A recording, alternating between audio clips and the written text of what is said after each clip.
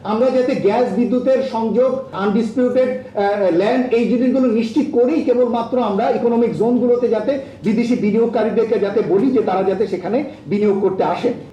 আমরা মনে করি যে প্লট অ্যালোকেশন বিফোর প্লট অ্যালোকেশনের ক্ষেত্রে ল্যান্ডের ক্ষেত্রে সমস্ত জায়গায় ল্যান্ড লিটিগেশন ফ্রি ল্যান্ড আছে কিনা এই জিনিসগুলো বিদেশি বিনিয়োগকারীদের জন্য খুব জরুরি এবং সেই কাজটি ইকোনমিক জোনগুলোতে যাতে আগেই রেডি থাকে। সুতরাং আমরা যাতে গ্যাস বিদ্যুতের সংযোগ আনডিসপিউটেড ল্যান্ড এই জিনিসগুলো নিশ্চিত করেই কেবলমাত্র আমরা ইকোনমিক জোনগুলোতে যাতে বিদেশি বিনিয়োগকারীদেরকে যাতে বলি যে তারা যাতে সেখানে বিনিয়োগ করতে আসে, সেটি গুরুত্বপূর্ণ। আমি যদি বিদ্যুৎ এবং জ্বালানি খাতের ক্ষেত্রে বলি, যদিও জ্বালানি খাত আপনারা অনেকবার এসছেন, আমি খুব দ্রুত যাব এই ক্ষেত্রে।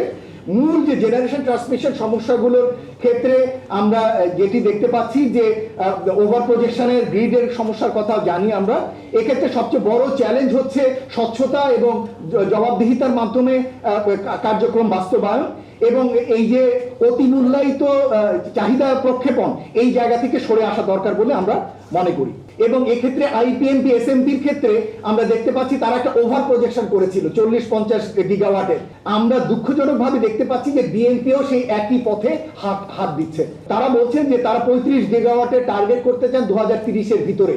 আমরা মনে করি যে 35 গিগাওয়াটের এই লক্ষ্যে পৌঁছানোর জন্য কোনো প্রয়োজন নেই। বিএনপি এই ধরনের 35 গিগাওয়াটের যে দূরবর্তী লক্ষ্য এটি 2030-এর জন্য ফিক্স করার দরকার নেই, কারণ এর ভিতরে আমরা আবার নতুন করে ফসিল ফুয়েলকে প্রমোট করবার এক ধরনের ইঙ্গিত পাই।